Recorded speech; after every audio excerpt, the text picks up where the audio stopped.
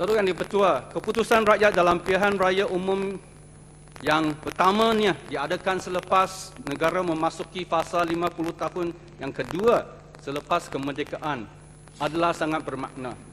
Kita boleh mengesan berbagai implikasi daripada keputusan politik ini. Demi masa depan negara kita, kita harus menyambut sekurang-kurangnya dua implikasi kepada pembangunan negara ini. Pertamanya, Datuk Yang di-Pertua, keputusan politik yang telah membawa perubahan kerajaan tanpa menimbulkan impak, tanpa menimbulkan perkara seperti tercetusnya insiden dara 13 Mei selepas pilihan raya umum tahun 1969. Rakyat pada keseluruhannya menerima keputusan ini dengan tenang dan sebagai satu proses demokrasi yang perlu ditegakkan. Saya berharap semua pihak dapat memelihara. Saya ucapkan ribuan terima kasih kepada Datuk Yang di-Pertua kerana memberi kesempatan kepada saya untuk membahas usul menjunjung kasih titah ucapan Seri Paduka Baginda Yang di-Pertuan Agong dengan harapan bahawa 8 hari bulan Mac 2008 ini akan membuka bab baru dan membawa harapan kepada era baru demokrasi Malaysia. Pada 8 hari bulan Mac, Datuk Yang di-Pertua, rakyat jelata telah menunaikan kewajipan dan menggunakan hak mereka untuk memilih sebuah kerajaan. Kita menghormati kebijaksanaan pengundi untuk memilih wakil rakyat dan gabungan parti-parti politik untuk membentuk kerajaan persekutuan dan kerajaan-kerajaan negeri.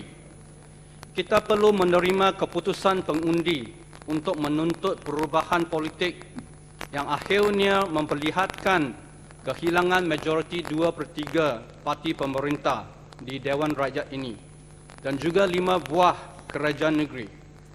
Kita harus menyahut pesanan Seri Paduka Baginda supaya kita hendaklah menjadi kepentingan negara sebagai matlamat utama dalam menunaikan mandat rakyat yang diberikan kepada kita. Bagi diri saya, Datuk Yang di-Pertua, saya amat bersyukur kerana pengundi di kawasan Parlimen Tanjung Pulau Pinang telah memberi kepercayaan kepada saya untuk mewakili mereka di Dewan Rakyat untuk penggal ketiga. Saya berjanji akan menunaikan peranan ini dengan sedaya upaya saya. Pertamanya, saya menyuruh pucuk pimpinan kerajaan pusat untuk menerima hakikat bahawa mereka perlu menguruskan dengan 5 buah kerajaan negeri yang memilih parti pembangkang untuk mendarajuhi kerajaan negeri ini. Malaysia adalah sebuah negara yang mengamalkan sistem persekutuan.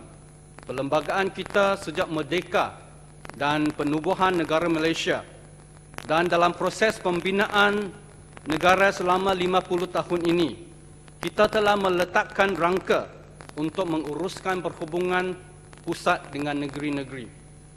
Pada masa-masa yang dahulu, kita melihat pergolakan politik akibat daripada masalah dalam perhubungan antara pusat dengan negeri-negeri.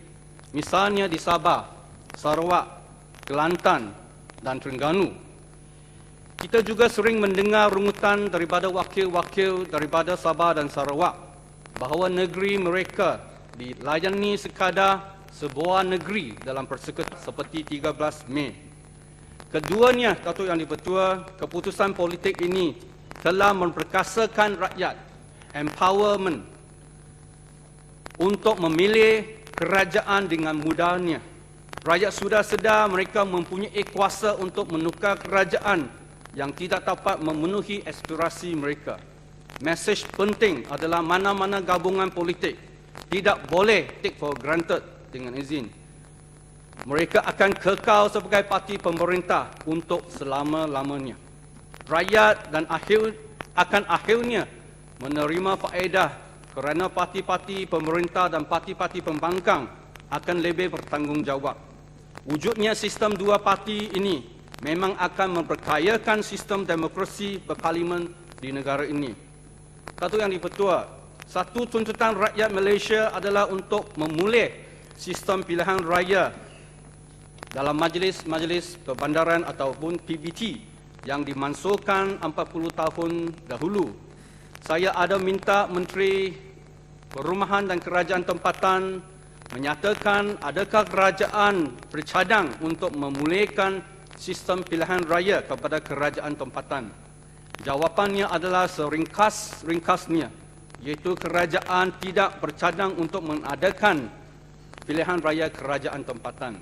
Saya minta kerajaan pusat untuk menimbang semula keputusan ini supaya tidak menafikan hak rakyat untuk memilih kerajaan tempatan yang dapat menjaga kepentingan mereka. Kerajaan pusat harus menyediakan satu roadmap ke arah pemulihan sistem pilihan raya termasuk meminda undang-undang yang menghalang proses ini. Datuk Yang di-Pertua, saya juga mengambil kesempatan ini untuk membangkitkan berhubung dengan pensejilan hala yang juga dibangkitkan oleh Yang Berhormat Pokok Sena, iaitu penubuhan Perbadanan Pembangunan Industri Hala. Baru-baru ini saya ada menerima aduan daripada Persatuan Pengilang Kicap di Penang, Kedah dan Perlis bahawa ekoran dengan rejim baru ini mereka akan menghadapi sebab diambil alih oleh perbadanan ini yang selama ini logo hala yang dikeluarkan oleh Majlis Agama Negeri Pulau Pinang tidak akan diperakukan lagi dan mereka menghadapi cabaran untuk menambah baik kemudahan-kemudahan untuk dapat memenuhi kriteria yang ditetapkan oleh perbadanan. Saya berharap kerajaan dapat menimbang untuk memberi satu tempoh yang lebih panjang supaya mereka dapat membaiki kilang-kilang dan menambah baik peralatan supaya dapat memenuhi syarat-syarat ini. Dan akhirnya saya juga berharap demi mewujudkan negara dan negeri-negeri ataupun perbandaran yang lebih selamat, saya menyuruh kerajaan pusat untuk meluluskan pelanjaan ataupun peruntukan untuk membolehkan pihak berkuasa tempatan, misalnya di negeri Pulau Pinang, untuk memasang CCTV di seluruh negeri Pulau Pinang dan kawasan majlis perbandaran untuk menjadikan Pulau Pinang selamat. Sebab memanglah terbukti dengan pemasangan CCTV ini kadar jenayah dapat dikurangkan dan memandangkan kita sedang menghadapi masalah-masalah berhubung dengan keselamatan dan jenayah, kadar jenayah yang semakin meningkat. Peruntukan ini amatlah berguna untuk memastikan negeri dan perbandaran kita selamat. Sekian, terima kasih.